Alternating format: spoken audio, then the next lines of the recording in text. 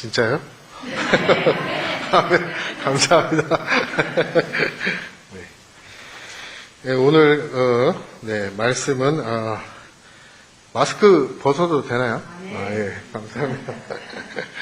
네, 오늘 우리 같이 이렇게 나누고자 하는 그 말씀 요한계시록인데, 우리 요한계시록 말씀 나누기 전에 잠깐 기도하고 나누도록 하겠습니다.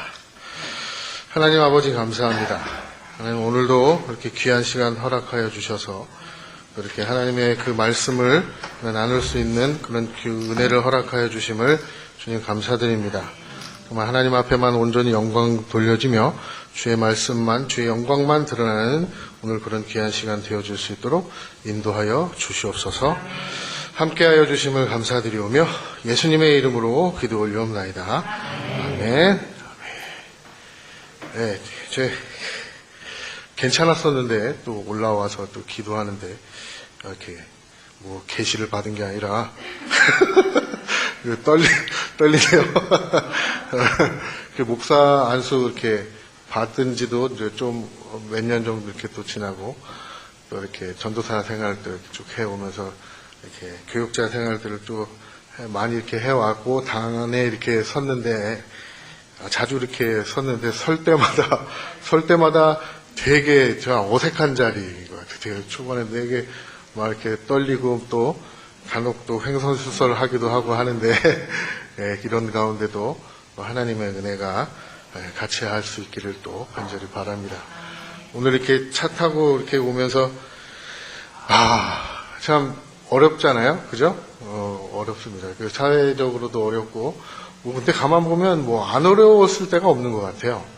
저의 미력 하나마 죄송한 말씀이지만 저도 이렇게 살아오면서 쉽지만은 않은 이렇게 삶을 살아왔는데 그러면서 때로는 하나님 앞에 이렇게 한탄도 하잖아요, 그죠?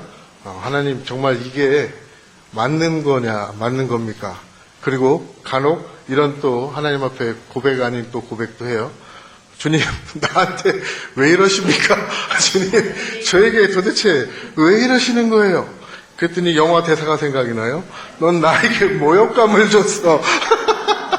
네, 그죠? 가만 보면 그냥 좀 쉬운 얘기이긴 하지만 하나님 앞에 정말 우리가 하나님을 모욕하고 있지 않나. 그래서 하나님께서 우리에게 너는 나에게 모욕감을 줬어. 그런데 그러지만 나는 너를 어떻게 하죠? 하나님이 우리에게 그래도 그런 고백을 할 때마다 하나님께서 우리에게 주시는 메시지는 뭐죠? 내가 너를 사랑한다는 거죠. 그죠? 내가 너를 사랑한다는 거예요. 그래서 내 아들 예수 그리스도를 너에게 줬다. 이렇게 하나님이 말씀하시는 것 같습니다. 정말 너무 힘들고 너무 어려워가지고 정말 내 신앙을 이제 하나님 이제 나 이제 배신하고 나 이제 가겠습니다 하면서 모든 제 잡지식들 있잖아요. 과학적인 사고방식이나 여러 철학적인 생각으로 정말 하나님을 부인하고 싶었던 거예요. 하나님은 안 계시다는 걸 증명도 스스로 한번 해보고 싶고 정말 하나님을 찬양하고 열심히 하나님을 믿는다는 그 사람들에게 딴지도 걸고 싶고 싶고 정말 계시다면 너 손이라도 한번 잡아봤어? 이렇게까지 이야기하고 싶을 정도로 그렇게 하나님을 부인하고 싶었는데 부인해도 한 가지 부인이 안 되는 게 있더라고요. 모든 걸 정말 성경에 있는 그 내용들 다 과학적인 그 사고방식으로 철학적인 생각으로 이건 다 아니야. 그런데 마음 한가운데 부인할 수 없는 것이 하나 있더라고요. 여러분들도 죄송하지만 그런 것들이 있으셨을 거라 생각됩니다. 그 부인할 수 없는 게 뭐죠? 예수 그리스도께서 2000년 전에 우리를 대신해서, 그죠? 나를 대신해서 십자가에 죽으셨다는 거죠. 그것만은 부인할 수가 없더라고요. 오늘 성경 그 말씀도 요한계시록을 통해서 많은 가짜들이 나와요. 그 요한계시록을 빗대어서 수많은 이단들이 나오는데 그들이 하는 그 요점은 뭐냐면 자기가 어처구니 없이 자기가 예수라는 거예요. 즉 자기가 재림 예수라는 거예요. 뭐 지금 우리나라에도 자기가 그 재림 예수라고 하는 분들이 한 40여 분이 사역하고 계시다고 하는데, 예, 그렇다면 이 성경을 그러면 누구를 이야기하고 있느냐면 예수 그리스도를 그 이야기하고 있음에도 불구하고 그 수많은 이단들은 그 하나님의 메시지를 가지고 누구 걸로 받아들인다는 거예요? 네, 자기 거, 내가 예수다. 그러니까 내가 재림 예수니까 누굴 섬겨라? 네, 나를 섬겨라. 나를 섬겨라 그러고 있는 거예요. 그래서 이 시대에 경제가 더 어려워지고 삶이 어렵다라고 생각할 때마다 더 들고 일어나는 것들이 이단이래요. 이단들. 그 이단들의 그 핵심은 뭐냐면 자기가 예수라는 거예요. 그러나 우리는 명확한 신앙 고백이 있잖아요. 그죠? 네. 2000년 전에 십자가에 돌아가신 그 예수 그리스도. 우리가 부정할 수 없는 그 예수 그리스도. 오늘도 말씀을 통해서 오직 그 예수 그리스도만 드러나는 오늘 이 시간이 되었으면 좋겠습니다. 시간이 좀 지났는데 서론도 시작도 하지도 않고 또 이렇게 해서 얘기를 또 오면서 잠깐 이렇게 들었던 그런 생각들을 한번 이렇게 나누어 봤습니다. 우리 같이 오늘 본문으로 이제 본격적으로 돌아가서 같이 보도록 하겠는데 우리 다시 한번 생각하면서 읽었으면 좋겠어요. 그래서 요한계시록 시작하는 첫 번째 구절에서 뭐라고 얘기하냐면 이것은 뭐라 그러죠? 이것은 예수 그리스도의 계시다라는 거예요. 예수 그리스도의 계시. 예수 그리스도라는 거예요. 예수 그리스도. 그것을 잊지 않고 우리 지난번에 그 영상 설교를 했을 때 다들 들어서 이해를 하셨을 거라고 생각되어집니다. 우리 4절부터 8절까지 같이 한번 읽어보도록 하겠습니다. 나 요한은 아시아에 있는 7 교회에 이 편지를 씁니다. 지금도 계시고 전에도 계셨고 또 앞으로 오실 분과 그의 모자에 있는 7 영과 또 신실한 주님이시요 모든 사람들의 철면대이시요 땅의 왕국의 지배자이신 예수 그리스도께서 내려주시는 은혜와 평화가 여러분에게 있기를 빕니다. 예수 그리스도께서는 우리를 사랑하시어 자기의 피로 우리의 죄에서 우리를 해방하여 주셨고 우리로 하여금 나라가 되게 하시어 하나님 아버지 하나님을 섬기는 제사장으로 삼아 주셨습니다. 그에게 영광과 권세가 영원 무궁하도록 있기를 빕니다. 아멘. 보아라 그가 구름을 타고 오신다. 눈이 있는 사람은 다 그를 볼 것이요 그를 찍은 사람들도 다 볼 것이다. 땅 위의 모든 족속이 그분 때문에 힘을 칠 것이다. 꼭 그렇게 될 것입니다. 아멘. 지금도 계시고 전에도 계셨고 앞으로 오실 전능하신 주 하나님께서 나는 알파와 오메가다라고 말씀하십니다. 네, 오늘 이렇게 본문을 쭉 읽어보면 무슨 이야기인지 잘 모르겠어요. 그죠? 좀 어려운 내용이기도 하고 4절과 5절, 그 다음에 5절에서 또 6절, 7절 별로 이렇게 이야기가 관계가 되어 있지 않고 뚝뚝 끊어져 있는 듯한 느낌을 많이 듭니다.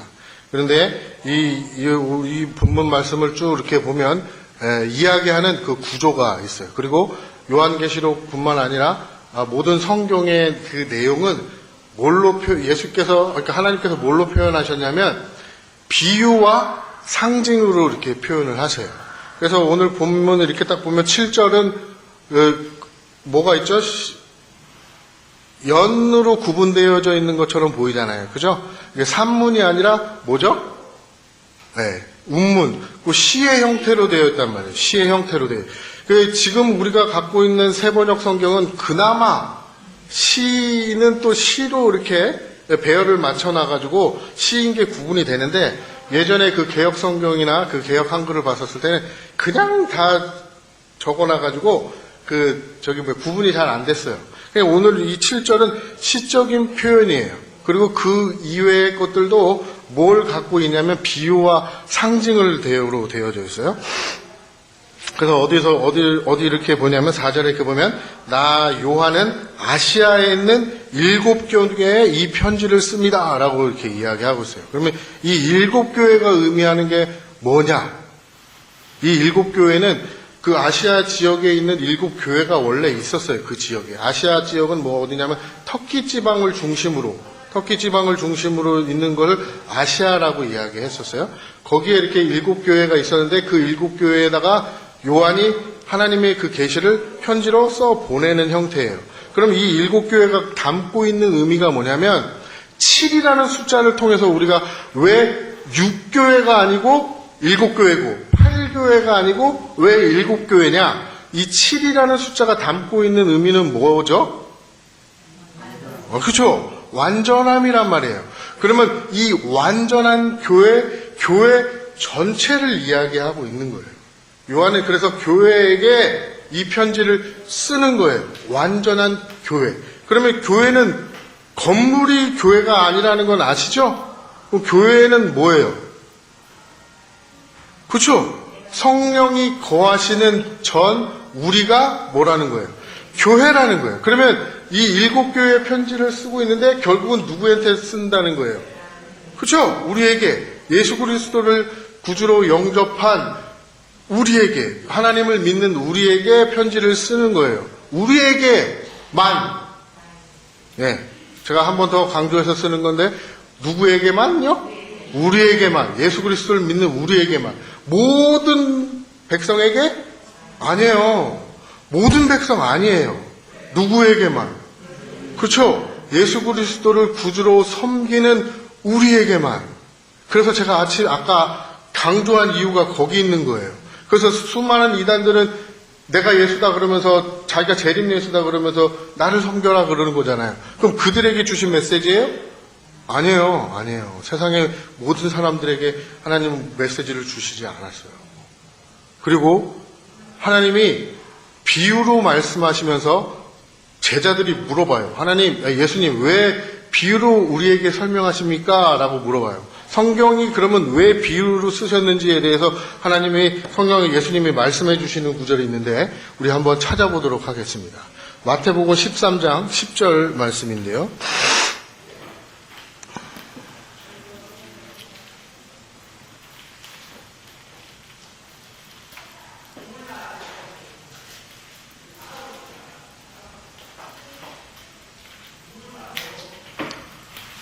다 찾으셨습니까? 네. 우리가 이 구절들을 그냥 넘어가는데 정말 중요한 구절이에요. 중요한 그 얘기예요. 제자들이 물어보는 겁니다. 예수님이 계속 비유로만 이야기하시니까 10절에서 이렇게 물어봅니다. 시작. 제자들이 다가와서 예수께 말했습니다. 어찌하여 그들에게는 비유로 말씀하십니까? 라고 제자들이 물어보니까 예수님이 대답하십니다. 예수께서 그들에게 대답하셨다. 너희에게는 하늘나라의 비밀을 아는 것을 허락해 주셨지만 다른 사람들에게는 그렇게 해주지 않으셨다. 가진 사람은 더 받아서 차고 남을 것이며 가지지 못한 사람은 가진 것마저 빼앗길 것이다. 내가 그들에게 비유로 말하는 이유는 그들이 보아도 보지 못하고 들어도 듣지 못하고 깨닫지 못하기 때문이다. 그러면서 이사야서의 비유를 또 이사야서의 말씀을 또 이렇게 인용해서 주님 말씀하세요. 14절에서부터는 댁에 가셔가지고 한번 읽어보시기 바랍니다. 그리고 이사야서 어디에 나와 있냐면 6장에 나와 있어요. 중요한 얘기는 13절에서 이야기해요. 내가 그들에게 비유로 말하는 이유는 그들이 보아도 어떻게 해요? 보지 못하고 들어도 듣지 못하고 깨닫지도 못하게 하기 위함이라. 그러면서 이사야서에서는 뭐라고 말씀하시냐면 내 말씀을 듣고 소위 말해서 변화되어 돌아올까봐 나한테 올까봐 하나님이 그렇게 하지 말라 그러세요. 이 성경은 모든 사람에게 주어진 책이 아니라는 거예요. 누구에게만 주어진 책이라는 거예요. 그죠? 예수 그리스도, 그러니까 하나님께서 택한 내 백성에게만 허락한 말씀이라는 거예요. 그러니 얼마나 은혜가 되느냐고요. 제가 이런 얘기를 했더니 어떤 성도분들이 그러면 만일 믿지 않는 내 형제, 자매 어떻게 할 거냐? 그럼 그분들은 어떻게 할 거예요? 그죠? 그분들은 어떻게 할 거냐는 거예요. 그분을 만일 하나님이 그들을 택하지 않았었다면 어떻게 할 거냐는 거예요. 그죠? 어떻게 할 거예요? 내 부모하고 만일 내 형제가 천국에 갔는데 안 보여봐. 어떻게 되겠어요? 그러면 난 그런 하나님 별로인데요? 그러더라고요. 하나님은 그럼 공평하신 분 아니잖아요? 그러더라고요. 하나님이 공평하신 분이 아니라 그분이 선택받건 안 받건가는 누구 책임이에요? 하나님 책임이라는 거예요. 하나님 책임. 그건 나하고 상관이 없어요. 나 이외의 사람들의 구원은 내가 관여할 바가 아니라는 거예요. 내가 하나님 앞에 감사하는 건 내가 구원받았다는 것이 감사한 거지. 우리는 다 구원받을 수 없는 존재란 말이에요. 하나님을 모욕한 자라고요. 모욕감을 줬어. 아까 말씀드렸잖아요. 우리는 다 하나님을 모욕한 자란 말이에요. 근데 다 지옥 갈 자식들인데 그 중에 뽑아서 나를 택했다는 것만이 오직 그게 감사한 것이지 왜 쟤는 택하지 않고 쟤는 구원하지 않았습니까? 나 그런 하나님 안 믿을래요. 이렇게 나갈 수 없다는 거예요. 없다는 거. 그래서 먼저 믿은 우리가 누구를 위해서 기도하는 거예요. 그렇죠. 모르잖아요. 그래서 우리가 믿지 않는 자들을 위해서 기도하고 믿지 않는 자들에게 그래서 복음을 전하는 거예요. 구원하고 안 하고는 다 누구에게 달려있는 거예요? 하나님께 달려있는 거예요. 그리고 이사야서 65장에 보면 무슨 말씀이 있냐면 이 땅에서 있었던 것이 하나도 기억이 안 난다. 혹시 보셨죠? 혹시 읽어보셨나요? 우리가 이 땅에서 있었던 일들이 그 천국에 가면 하나도 기억이 안 난대요. 어떻게 보면 그게 참 감사한 일인 것 같아요. 그러니까 하나님이 이 역사 속에서 일어났던 이 수많은 일들은 다 뭐냐면 내가 구원자이라는 걸 하나님이 보여주시기 위함이라는 거예요. 그래서 오늘 본문에서도 다시 본문으로 돌아가면 그래서 뭐라고 표현을 하냐면 7교회라고 그래서 표현을 하고 있는 겁니다.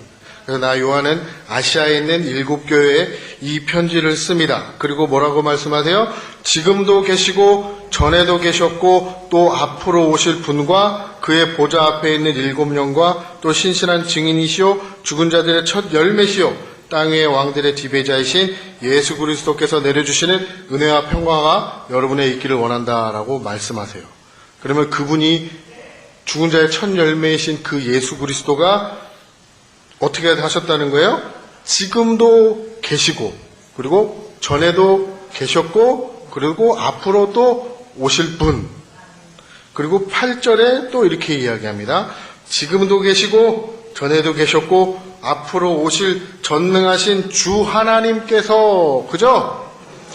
이 문장의 구조를 보면 앞에 미래, 과거, 현재에 계셨던 그 예수님, 또 미래, 현재, 과거에 계셨던 그 예수님을 뭘로 보는 거예요? 이걸 이제 샌드위치 구조라고 하는데, 얘기 들어보셨죠? 네, 샌드위치 구조, 카이zen 구조라고 하는데, 이걸 양쪽 빵으로 해서 가운데 뭘 설명하는 거잖아요. 그래서 가운데 중심을 설명하는 거란 말이에요. 그래서 이 오늘 본문이 무슨 말인지 모르겠는데, 내가 너희들에게, 그죠? 교회에게 이 편지를 쓰는데, 그 예수 그리스도께서 뭘 지금 설명하고 계시고 싶으시다? 구름 타고 오시는 걸 설명해 주고 싶어 하시는 거예요. 그래서 그분이 그 예수 그리스도가 처음이요 나중이신 그 예수 그리스도가 이제 어떻게 하신다는 거예요? 재림하신다는 거예요. 어떠한 형태로? 구름 타고. 그래서 이 수많은 예수 그리스도의 그 재림의 그림을 보면 이게 구름이 이렇게 딱 있고 그 다음에 예수님이 중간에 딱 있고 뒤에 이렇게 천군 천사가 이렇게 막 하는 그림들 보셨죠? 네, 그 얘기를 하는 걸까요? 사람들이 구름을 타고 오신다니까 다 그렇게 생각을 하고 있어요. 마지막 때가 되면 하나님이 구름을 타고 천군 천사를 동원해서 이 땅에 오실 거라고 생각을 하고 있단 말이에요. 왜 그런 생각을 했을까요? 우리가 또 그런 그림을 그렸을까요? 손오공을 봐서 그래요. 손오공을 봐서 그래요. 우리 선입관에 손오공이 군두운 타고 돌아다니잖아요. 그러니까 예수께서 구름 타고 오신다는 표현을 딱 보니까 뭐가 매칭이 되는 거예요? 손오공이 매칭이 돼. 손오공 아니에요. 그죠? 손오공 아니란 말이에요. 예수께서 구름 타고 오신다는 의미는 그런 의미가 아닌 거예요. 그래서 알파와 오메가이신 그 전능하신 하나님이 이 땅 가운데 재림하실 건데 어떤 형태로 재림하신다고요? 구름 타고?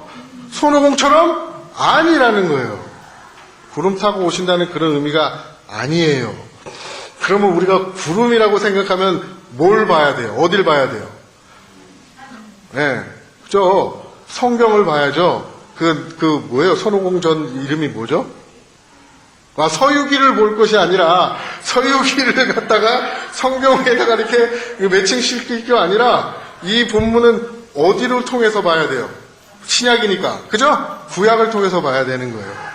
그래서 믿음은 들음에서 나오고 들음은 그리스도의 말씀으로 말미암는다 그러는 거예요. 그리스도 말씀이어야 돼요. 성경이어야 된단 말이에요. 그래서 성경이 성경을 해석하는 거예요. 그래서 다른 이론들을 들어오면 돼요? 안 돼요? 안 돼요. 그러면 이단되어져 버리는 거예요. 그럼 우리가 구름하면 생각나는 게 뭐죠? 앞으로 구약 때를 봐야 되잖아요. 구름하면 생각나는 거. 이스라엘 백성들이 광야 40년을 살 동안 뭐가 인도했죠? 구름이 인도했잖아요. 그죠? 그래, 그 인도하는 그 구름이 저녁이 되면 뭐처럼 보인다 그래요? 불같이 보인다 그래요. 불이 의미하는 건 뭐예요? 성령님이시잖아요. 그럼 구름이 의미하는 건 뭘까요? 주님이 구름이 구름 가운데 임하시는데 성막에 주님께서 임하세요. 임하셔서 뭐 하실까요? 결론이에요. 임하셔서 뭐 할까요? 하나님이 지금까지 계속 하셨던 거 뭐죠? 하나님이 계속 이스라엘 백성들에게 뭐 하시잖아요. 말씀. 그래서 이 신명기 6장에 뭐라고 말씀하십니까? 쉐마, 들어라, 들어라 이스라엘아, 제발 좀 들어라, 제발 내 말씀 좀 들어라. 그러면서 주님이 구름 가운데서 뭐 하시는 거예요? 말씀하시는 거예요. 예수님이 재림하시는 건 그렇게 어떤 인간의 형태를 입고 다시 이 땅 가운데 구름 타고 오시는 게 아니에요. 구름 속에 뭐가 있어요? 구름 속에 뭐 있어요? 비 있잖아요, 비. 성령의 뭐가 내려요? 비가 내리네. 하늘의 물을 여소서. 구름 안에 구름이 담고 있는 게 뭐예요? 비잖아요. 물이잖아요, 물. 물은 뭘 의미하는 거예요? 생명. 우리에게는 생명이지만 믿지 않는 자들에게는 그 물이 뭘로 바뀌어요? 심판. 또 우리가 봐야 할 거는 그 구름을 생각할 때 하나님이 누구에게 구름을 보여주셨잖아요. 누구에게? 구름을 보여주셨어요. 창세기에 6장서부터 9장까지. 누구에게요? 그리고 특별히 구름을 보여주셨던 장은 9장에 노아에게 방주고 사건이 끝난 후에 주님이 언약을 맺으실 때 구름을 보여주세요. 그 구름 속에 뭐가 있어요? 무지개. 구름 속에 무지개가 있다는 그 무지개의 메시지를 통해서 하나님이 이 인류에 하시고자 하시는 뭐가 있는 거예요? 말씀. 볼까요? 시간이 좀 오래 걸리긴 하지만 우리 그래도 보겠습니다. 9장 12절에서 17절까지 말씀입니다. 창세기 9장 12절에서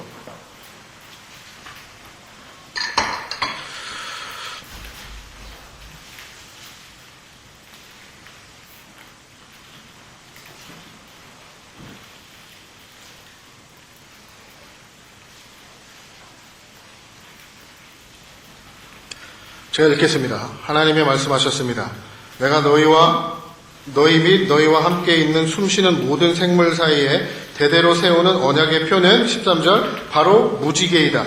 내가 무지개를 구름 속에 둘 터이니 이것이 나와 땅 사이에 세우는 언약의 표가 될 것이다. 14절 내가 구름을 일으켜 땅을 덮을 때마다 무지개가 구름 사이에 나타나면 나는 너희와 숨쉬는 모든 짐승 곧 살과 피가 있는 모든 것과 더불어 세운 그 언약을 기억하고 다시는 홍수를 일으켜서 살과 피가 있는 모든 것을 물로 멸하지 않겠다. 16 무지개가 구름 사이에 나타날 때마다 내가 그곳을 보고 내 하나님이 살아 숨쉬는 모든 것들 곧 땅 위에 있는 살과 피를 지닌 모든 것과 세운 영원한 언약을 기억하겠다. 하나님이 노아에게 말씀하셨다. 이것이 내가 땅 위에 살과 피를 지닌 모든 것과 더불어 세운 언약의 표이다.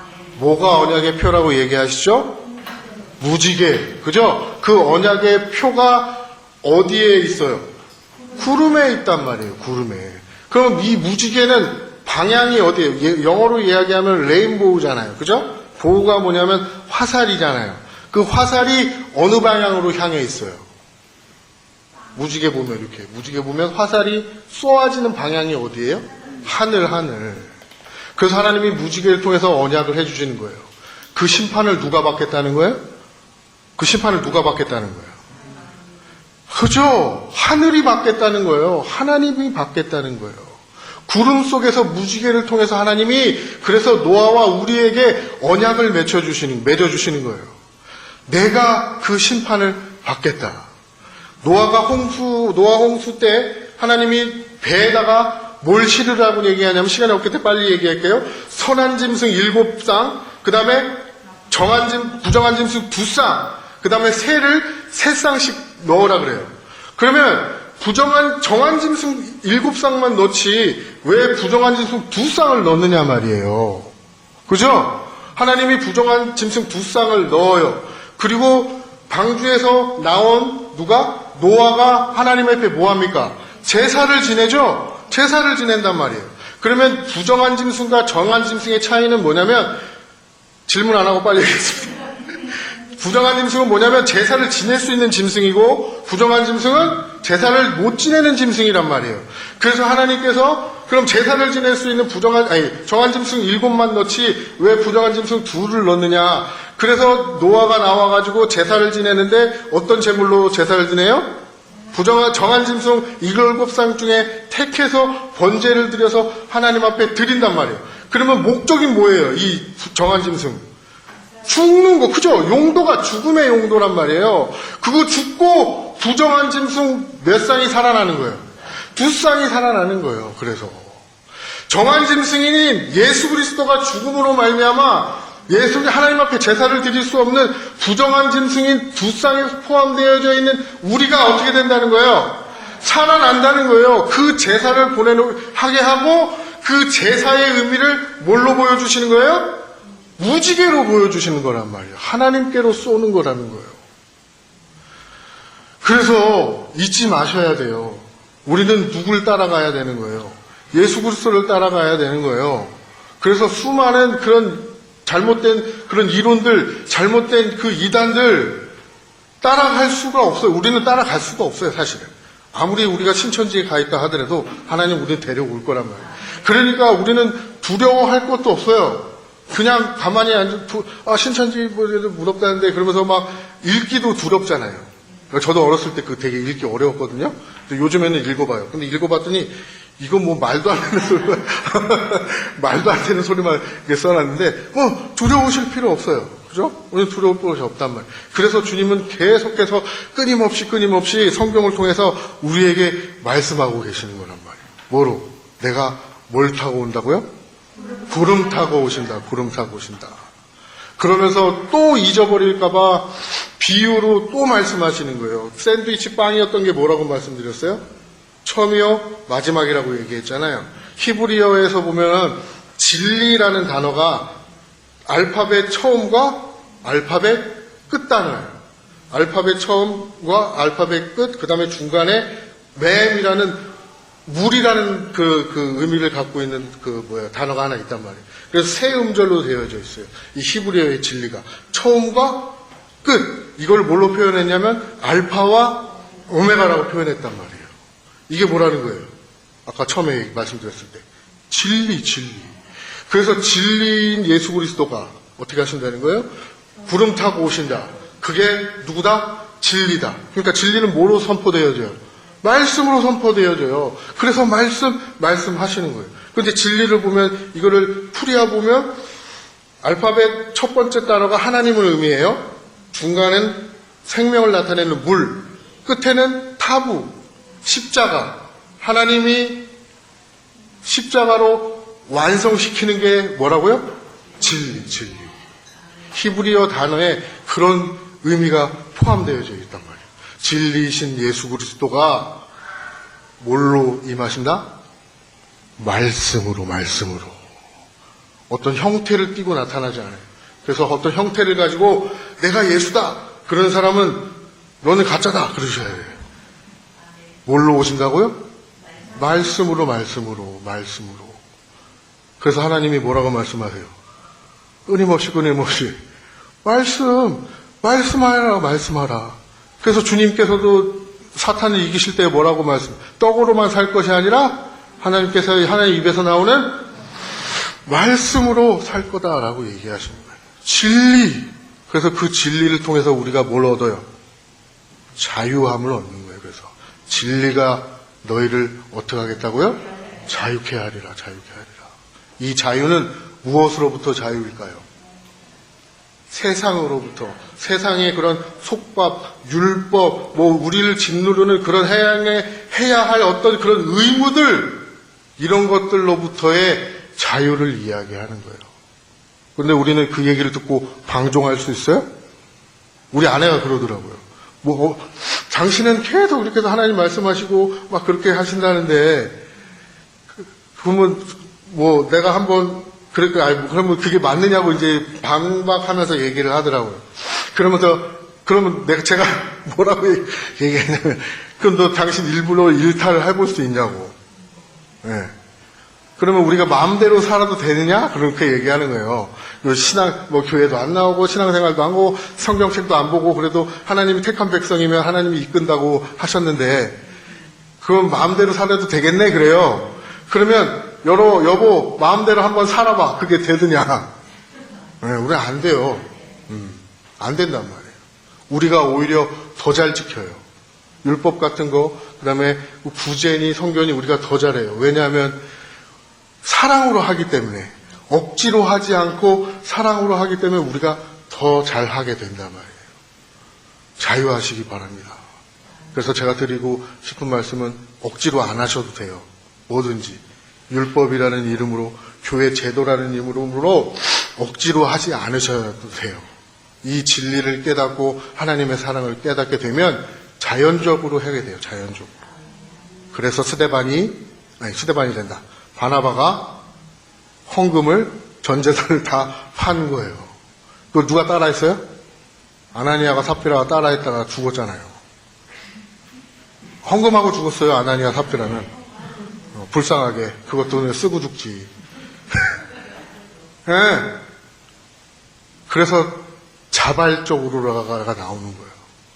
그래서 자비량으로 선교하러 나가시는 분들이 그래서 있는 거예요. 이 세상에 이 모든 걸 다 필요 없고 나는 오직 주님만 바라보며 나아가겠다. 그리고 전 재산을 다 팔고 바나바는 뭐 했어요? 선교하러 다녔잖아요.